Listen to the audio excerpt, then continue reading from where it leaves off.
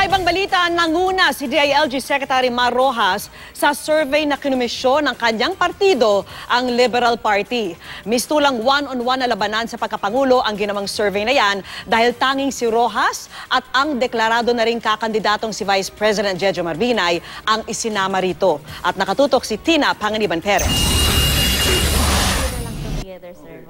Dalawa pa lang ang nagdedeklarang tatakbong Pangulo sa eleksyon 2016, sina DILG Secretary Mar Rojas at Vice President Jejomar Binay. At kung ngayon gagawin ang eleksyon, si Rojas ang mananalo kung pagbabasehan ng pinakahuling survey na kinumisyon ng Liberal Party ayon kay Congressman Edgar Erice, ang Chairman for Political and Electoral Affairs ng LP.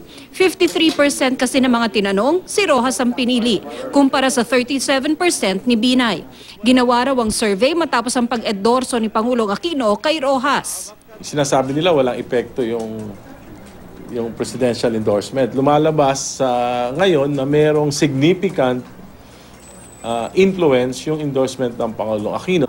Dagdag ni Erice, 1,200 ang respondents sa survey mula sa buong bansa. At ang sinunod na survey method, tulad daw ng isinasagawa ng mga kilalang survey firms. Si Rojas, ikinatuwa ang resulta ng survey. Kung totoo man, ay nagpapasalamat ako sa suporta na pinaparating ng ating mga kababayan.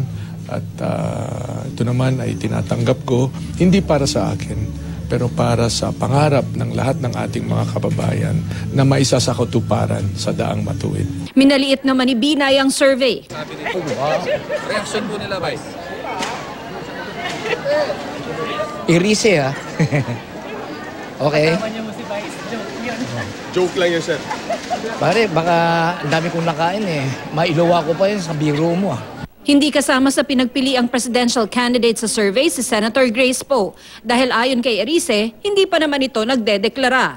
Umaasa pa rin daw ang Liberal Party na papayag si Poe na magbise na lang kay Rojas sa eleksyon 2016. Katunayan, kasama ito sa birthday wish ni Erice para kay Poe na magdiriwang ng kanyang ika-47 kaarawan bukas. Ayun ang wish ko sa kanya, magkaroon ng kalinawan na mas mabuti para sa kanya, para sa bayan, para sa bansa, na yung mga magkakasama para itaguyod ang good governance, ang tuwid na daan ay hindi maglalaban-laban sa halalan.